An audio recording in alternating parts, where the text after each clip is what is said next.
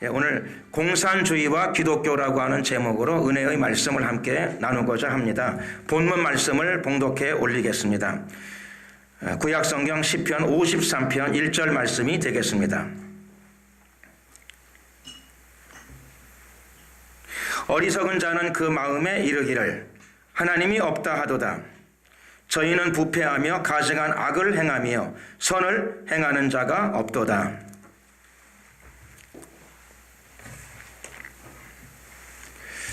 공산주의에 대해서 조금 우리가 이해를 하고자 합니다.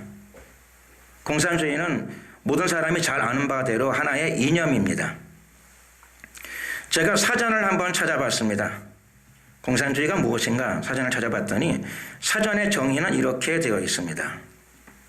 사유재산제도의 부정과 공유재산제도의 실현으로 빈부의 차이를 없애려는 사상, 사전은 그렇게 공산주의를 설명하고 있습니다. 이 사전적인 그 정의를 찾아보게 되면 사유재산제도의 부정, 또 공유재산제도의 실현, 또 빈부의 차를 없애려는 사상, 그러므로 공산주의는 일반적으로 재산에 대한 관심이 많다라고 하는 것을 쉽게 알 수 있습니다. 다른 표현을 빌리게 되면 공산주의는 물질에 대한 관심이 많다라고 이해할 수 있습니다. 물질의 균등 분배가 이루어지면 이상적 사회가 올 것이라고 주장하는 것이죠. 즉 이상적인 사회, 물질의 균등 분배로 말미암아 도래하는 이상사회, 이것이 바로 공산주의자들이 추구하는 공산주의 사상이라고 하는 것입니다. 그러나 지구상에서 이 길을 달려간 많은 나라들 중 한 나라도 이상적인 사회에 도달한 나라는 없습니다. 오히려 결과는 역사 가운데에서 반대로 나타났습니다. 이 이상을 추구한 나라들이 하나씩 멸망의 길로 가고 있습니다. 소련이라는 나라가 공산주의와 함께 역사의 뒤안길로 사라졌습니다. 동유럽의 많은 공산 위성 국가들이 경제 몰락과 함께 공산주의를 포기하게 되었습니다. 북한은 이상적 사회가 아니라 그야말로 지옥 국가를 만들고 있습니다. 그 지옥 국가의 붕괴가 눈앞에 다가오고 있습니다. 그런데 그 중에서 중국의 상황은 그나마 조금 낫습니다. 그 이유는 사실상 내부적으로 공산주의를 내려놓았기 때문입니다.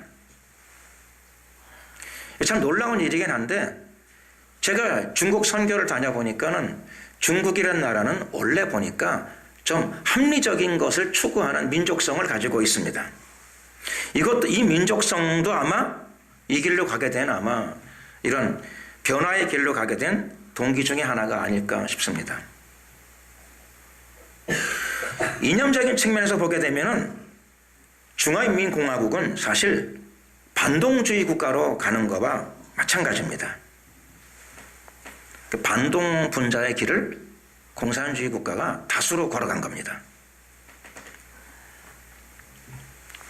좀 설명을 드리자면 중국은 공산주의 국가가 걸어서는 안 될 길을 걸은 겁니다. 반동 분자의 길이죠. 즉 개인들의 사유재산을 인정하기 시작했습니다. 개인의 기업 활동의 자유가 주어지기 시작한 것입니다.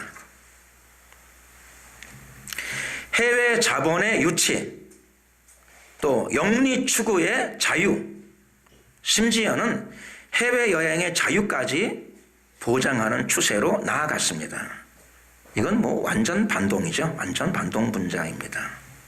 공산주의가 내적으로 이런 길을 걸어갔습니다. 이것을 우리가 피부로 느끼는 것은 어렵지 않습니다. 한국에 사는 사람들이 명동을 한번 둘러보면 쉽게 알 수 있습니다. 많은 중국인들이 명동에서 아이스크림을 먹고 쇼핑을 합니다. 물론 중화인민공화국의 정치는 아직 공산주의가 분명하지만 경제적 측면에서 개인 생활의 측면에서 시민의 자유가 허용되어지고 있습니다. 이 결과 공산주의가 일반적으로 야기시키는 경제적 지옥에서 벗어나 G2, 우리가 많이 들은 단어입니다. G2의 대열에까지 들어섰습니다. 북한이 좀 배웠으면 좋겠습니다.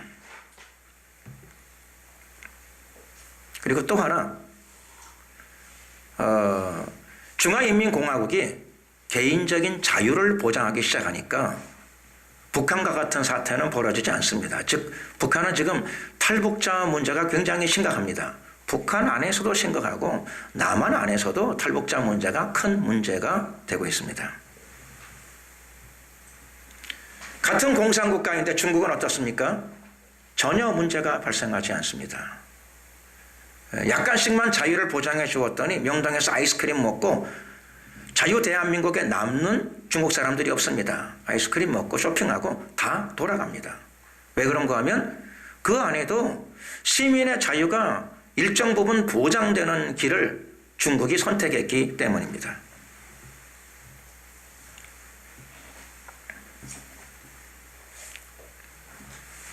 우선은 전 세계적으로 공산주의 실험이 실패하고 있는 이유는 무엇일까요? 특별히 경제 분야에서 실패하는 이유는 무엇일까요? 쉽게 말씀드리면 돈을 너무 좋아해서 그렇다고 말씀드릴 수 있을 것 같습니다. 공산주의가 돈과 재산과 물질에 대한 관심, 즉 집착이 너무 심하다고 볼 수 있습니다. 공산주의는 이념적으로 돈 너무 좋아하다가 돈에서 망하고 있는 것이다. 이렇게도 좀 단적으로 설명할 수 있을 것 같습니다. 하나님 말씀을 따르면 이렇습니다. 돈을 사랑함이 일만 악의 뿌리가 되나니 이것을 사모하는 자들이 미혹을 받아 믿음에서 떠나 많은 근심으로써 자기를 찔렀도다. 돈을 좋아하게 되면 마지막에 자기를 찌르게 됩니다. 디모데전서 6장 10절의 말씀을 우리가 고찰해 보았습니다. 공산주의가 돈을 얼마나 좋아하는가 라고 하는 것은 일반적인 상상을 완전히 초월합니다. 공산주의는 일종의 물질 중독 성향을 띱니다. 공산주의 이념에 따르게 되면 세상의 모든 것이 물질에서 시작되었다고 주장합니다. 이것이 소위 유명한 유물론입니다. 유물론이 무슨 뜻일까요? 유물론이란 말은 오직 물질이란 뜻입니다. 이 유물론이 공산주의 이론의 기본적인 바탕입니다. 유물론은 공산주의 이론의 출발이라고 볼 수 있습니다. 오직 물질. 공산주의 이념에 따르면 물질이 모든 것의 출발입니다. 공산주의 이론에 따르게 되면 정신적인 것들, 영적인 것들은 모든 물질의 그림자에 불과합니다. 즉, 공산주의 이론의 설명에 따르게 되면 물질이 있기 때문에 정신도, 마음도, 종교도, 신도, 사랑도, 미움도 있다는 것입니다. 공산주의 이론에서 물질은 하부 구조에 해당합니다. 정신적인 명들, 영적인 면들은 상부 구조라고 부릅니다. 그러면 공산주의 이론 안에서 무엇이 먼저일까요? 상부가 먼저가 아니고 하부가 먼저라고 그들은 주장합니다. 물질을 사랑하니 당연히 하부 구조가 먼저입니다. 공산주의 이념에서 물질, 즉 하부 구조가 먼저요. 물질이 사실상 본질입니다. 물질이 먼저이고 물질이 본질입니다. 물질이 있고 나서 정신도, 사랑도, 문화도, 신도 그림자처럼 다음 단계에서 존재할 수 있다고 그들은 주장합니다. 이러한 공산주의 유물론에 대하여 성경은 무엇이라고 대답합니까? 성경은 성경의 첫 구절에서부터 그 대답이 모든 사람들에게 주어지고 있습니다. 창세기 1장 1절, 태초에 하나님이 천지를 창조하시니라. 성경은 세상의 출발이 물질이 아니고 세상의 출발은 하나님으로부터 시작된다고 선언하고 있습니다. 우리 인간의 눈에 보이지 않는 하나님께서 세상을 창조하셨습니다. 그것도 하나님께서 눈에 보이는 생산 도구를 가지고 창조하신 것이 아니고 보이지 않는 말씀으로 창조하셨습니다. 창세기 1장 3절, 하나님이 가라사대 빛이 있으라 하심에 빛이 있었고, 세상은 눈에 보이는 생산 수단으로 만들어진 것이 아니고 보이지 않는 하나님의 말씀으로 지어졌습니다. 그럼에도 불구하고 공산주의는 그 이론적 바탕이 유물론입니다. 유물론이 무엇인가요? 유물론 할 때 유물, 유자가 뜻이 오직 유자입니다. 물자는 물건 물자입니다. 오직 물질이라는 뜻입니다. 오직 물질 뿐입니다. 그러므로 공산주의의 유토피아, 즉 공산주의의 천국은 물질의 균등 배분에 있습니다.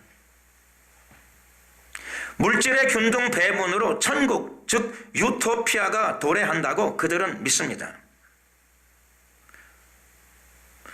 공산주의는 천국을 이렇게 묘사합니다. 능력에 따라 일하고 필요에 따라 배분받는다. 즉 물질의 생산과 분배가 그들이 원하는 대로 이루어지는 곳, 그것이 그들이 말하는 유토피아입니다. 그러면 하나님 말씀, 천국은 천국을 무엇이라고 설명할까요? 천국은 우선 하나님의 나라입니다. 천국은 창조주이신 하나님께서 통치하시는 나라입니다. 하나님의 나라는 공산주의자들이 생각하는 물질의 공동생산과 공동분배가 이루어지는 곳이 아닙니다. 천국은 어떤 곳인가요? 의와 사랑의 하나님께서 우리를 통치하시는 영생의 나라입니다. 생명의 나라입니다. 사도 바울은 로마서 14장 17절에서 천국을 이렇게 묘사합니다. 하나님의 나라는 먹는 것과 마시는 것이 아니요 오직 성령 안에서 의와 평강과 희락이라. 천국은 물질의 차원에서 이루어지는 나라가 아닙니다. 하나님의 나라는 오직 성령 안에서 사람들이 누리는 의와 평강과 희락이라는 것입니다. 즉, 그 나라는 정의가 충만한 나라요, 샬롬, 하나님의 평안이 넘치는 나라요, 그리고 사람들의 마음속에서는 기쁨으로 그것을 느끼는 나라입니다. 물질이 어떻게 분배되든, 만약 물질이 어떻게 분배되든 간에 사람들의 마음속에서, 사회 속에서 정의가 실현되어지지 않고 사람들의 영혼 속에 평안이 없고 사람들의 감정 속에 기쁨이 없다면 그것이 어찌 하나님의 나라, 천국이 될 수 있겠습니까?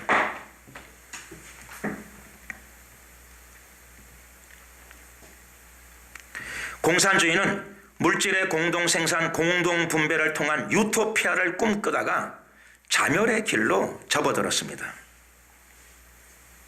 그나마 평등의 가치를 부분적으로 이룬 것이 있는데 그것은 가난의 평등입니다. 다 함께 굶어 죽는 사회, 평등하게 굶주리는 사회, 그나마 북조선은 헬조선의 평등입니다.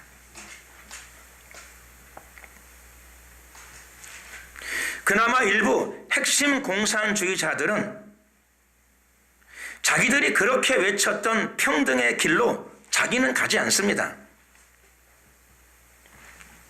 그들은 부귀영달의 길로 갔습니다. 3대 세습과 독재, 특권 계급의 길을 걸어갔습니다.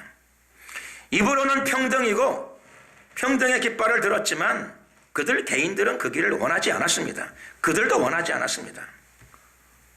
그들의 마음속에 탐심과 탐욕이 가득하기 때문입니다. 우리는 이것을 이해해야 됩니다. 물질의 공동 생산과 공동 분배의 깃발을 아무리 내걸어도 그 깃발을 든 인간의 마음속에 탐욕과 탐심이 가득한데 그 사람들을 통해서 무슨 유토피아가 건설되겠습니까? 성경은 이렇게 설명합니다. 욕심이 잉태한 즉 죄를 낳고 죄가 장성한 즉 사망을 낳느니라. 욕심이 가득하면 죄가 오게 되어 있고 죄가 가득하게 되면 결국 죽음과 멸망과 지옥을 도래시킨다는 것입니다.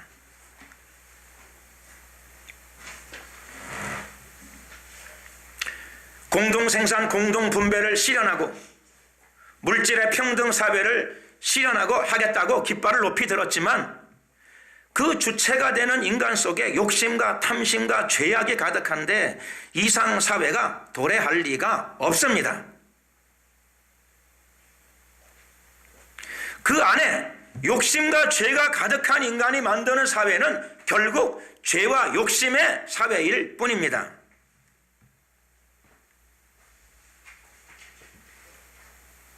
천국은, 유토피아는 인간이 건설할 수 있는 세계가 아닙니다. 아담의 후손들이 건설할 수 있는 세계가 결코 아닙니다. 천국, 즉 하나님의 나라는 하나님께로부터 임하는 나라입니다. 그 나라는 어디로 임할까요? 하나님의 나라가 임하는 곳을 예수님이 말씀하셨습니다. 회개하라, 천국이 가까웠느니라. 천국은 공산사회를 통해 오는 것이 아니고 회개하는 가운데 임하는 줄로 믿습니다. 자신 안에 죄성이 있다는 사실을 겸손히 인정하는 자들의 마음속에 천국이 임하기 시작합니다.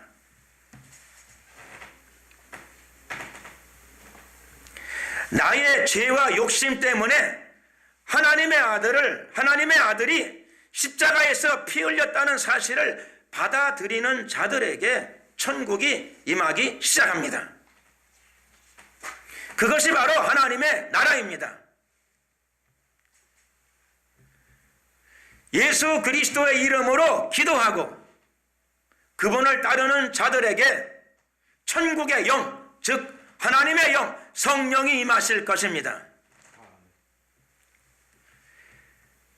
예수 그리스도와 연합하여 그분과 동행하는 자들을 통하여 뜻이 하늘에서 이룬 것 같이 땅에서도 이루어질 것입니다.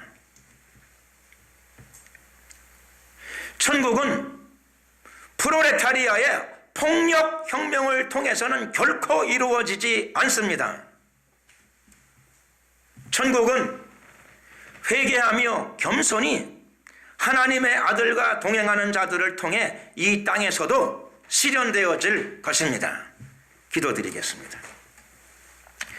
은혜와 자비가 많으신 좋으신 우리 하나님, 이 마지막 때에 교회가 이 땅에 인간들이 혼적인 차원에서 만들어 놓은 어떤 이념 가운데에서도 무너지지 않고 그 이념들을 극복하고 하나님의 진리를 이 땅에 드러내게 하여 주시옵소서.